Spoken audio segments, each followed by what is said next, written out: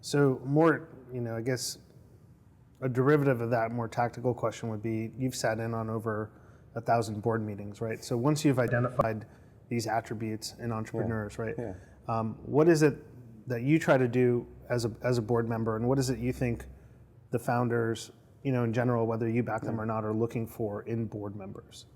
Well, board meetings, having sat through way too many, as you say, 14 years, we try to calculate the exact number, but well over 1,000 total.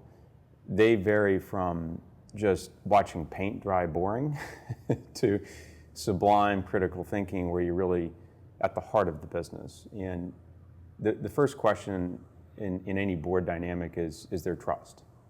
And if there's a healthy degree of trust where everyone has an agenda to advance the business versus their own personal agenda, you set the groundwork for doing great work at the board level. The attributes of the great board meetings that I can point to are really focused on asking tough questions and applying critical thinking as opposed to just updates. So a lot of the entrepreneurs I work with, I encourage to get rid of the PowerPoint. And a typical board meeting will have 30 to 60 PowerPoint slides. And so I ask entrepreneurs I work with, think about that as a Word document. And can you reduce it down into something we can read before the board meeting so we don't sit there looking at slides for 3 hours? And if you think about it structurally, I think there's something ideal in a board meeting where about a third of it is update. Here's how we're doing. Here are the financials. Here's the progress against commitments we've made. The second third should be some meaty topic, competitive landscape, potentially product roadmap, any number of things, but a really meaty discussion, which is, bringing out the best of the board members.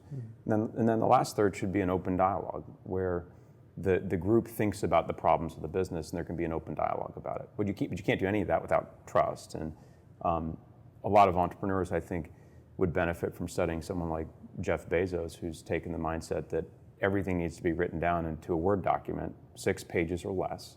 It needs to be read. He actually has his board sit there quietly at the beginning of the board meetings and read it, because he doesn't know if they've read it in advance. Now, hopefully there's enough trust that you can actually get the materials out in advance and then you can read it. But it's amazing what happens when you change the dynamic from being one of reporting to a bureaucratic structure to engaging with minds.